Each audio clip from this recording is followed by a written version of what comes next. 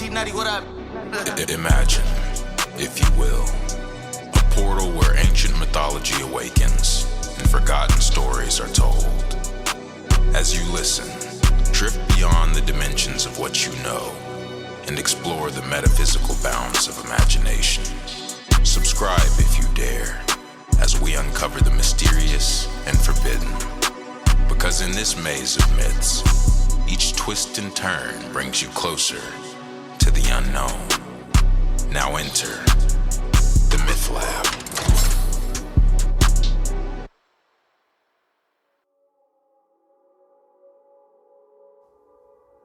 The year was 1666, a time when Europe's opulence gleamed under the sun of a new era. Paris, the heart of extravagance, abuzz with rumors of a gemstone of unattainable beauty, a diamond with a color so deep it seemed to hold the midnight sky captive.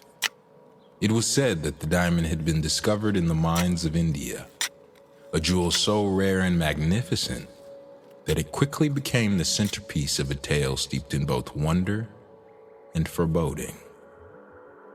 The diamond, known as the blue diamond of the crown, was believed to be the crowning jewel of an ancient deity. Its blue hue was so profound that it appeared to capture the essence of the heavens themselves. Legends spoke of a cursed nature, whispering of a malevolent spirit that haunted its owners, bringing chaos and despair.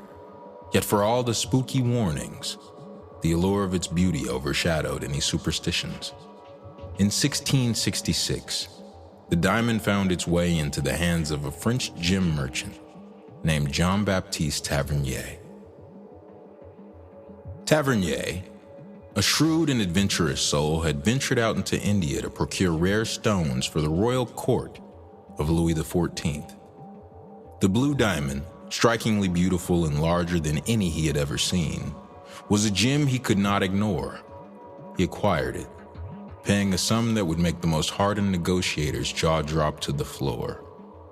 The diamond's arrival in Paris was nothing short of spectacular.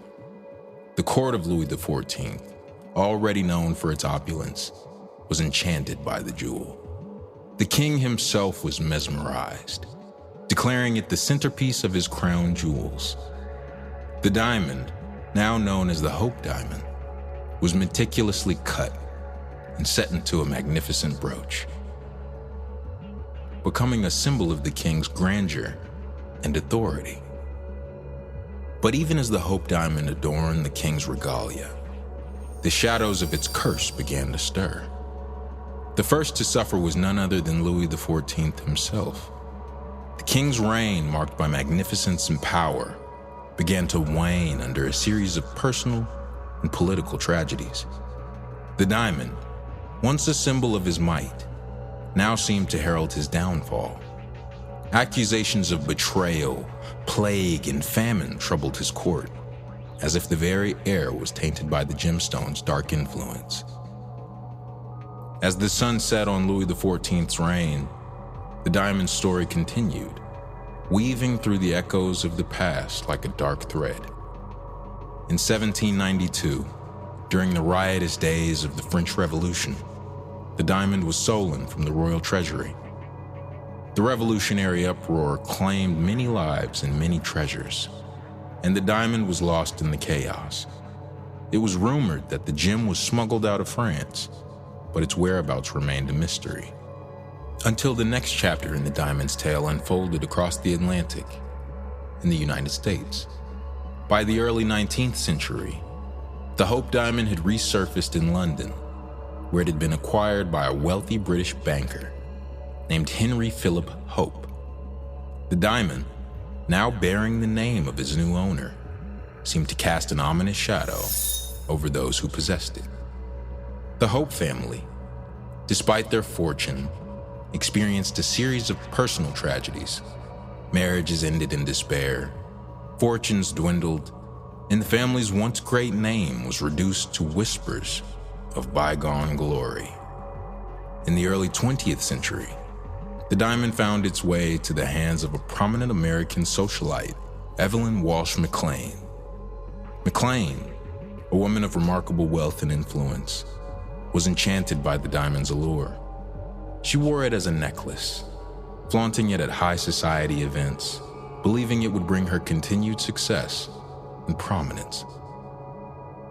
But the diamond, true to its cursed reputation, seemed to weave a tapestry of misfortune throughout her life.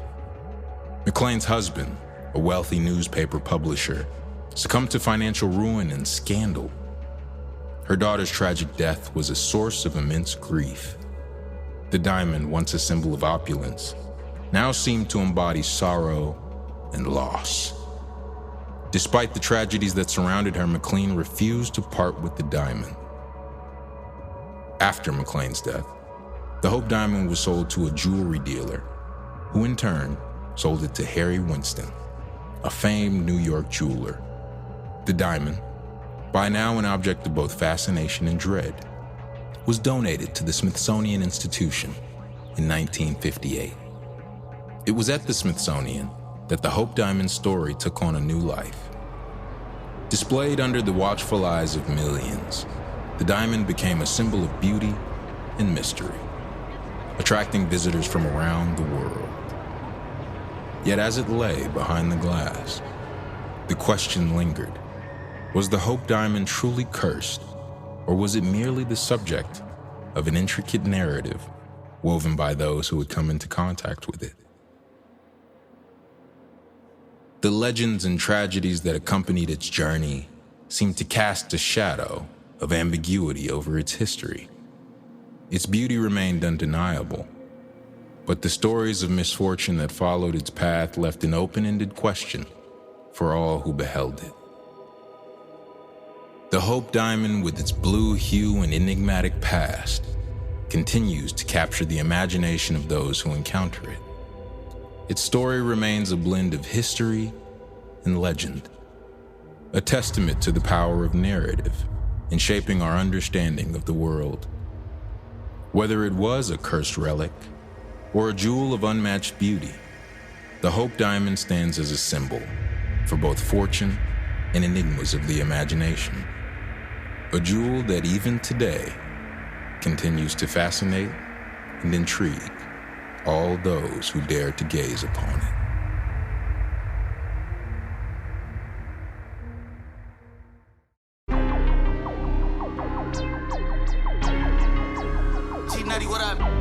And that concludes another tale from the Myth Lab. Thank you to the Myth Mob community. If you've enjoyed this story, be sure to subscribe, leave a review, and join our Patreon for exclusive behind-the-scenes content. Travel into another episode for more